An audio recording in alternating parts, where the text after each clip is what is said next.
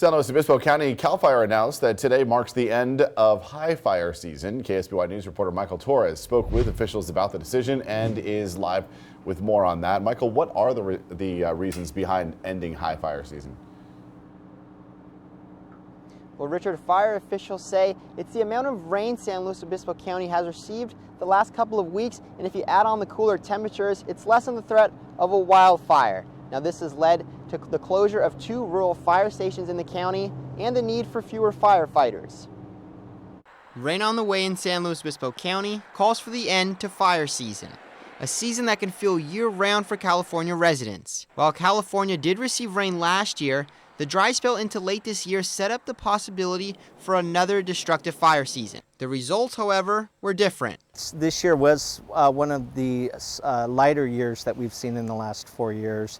There has been a significant decrease in both fires and acres burned in California this year compared to last. Through December 2nd in 2018, fires burned more than 780,000 acres. Through 2019, the state has only seen 128,000 acres burned. In San Luis Obispo County, CAL FIRE reports there have been 166 fires burning slightly more than 5,000 acres in 2019. The end of fire season means less staffing and an additional focus for crews. We'll see a reduction in 3 state-funded fire engines. As we get more and more rain and the Salinas River starts to flow, that brings on new challenges, and so we focus on a little bit more on technical rescues like swift water and those kinds of things. The calmer fire season in California helped local stations in San Luis Obispo County focus on their communities. But because the fire season for California was a little bit more tame than in years past, that we weren't out of county, as they say, that often this year. So it allowed us to kind of stay home and focus on making sure that if we had a fire here, we got on it quickly. Now the focus turns to fire prevention and protection for the upcoming year.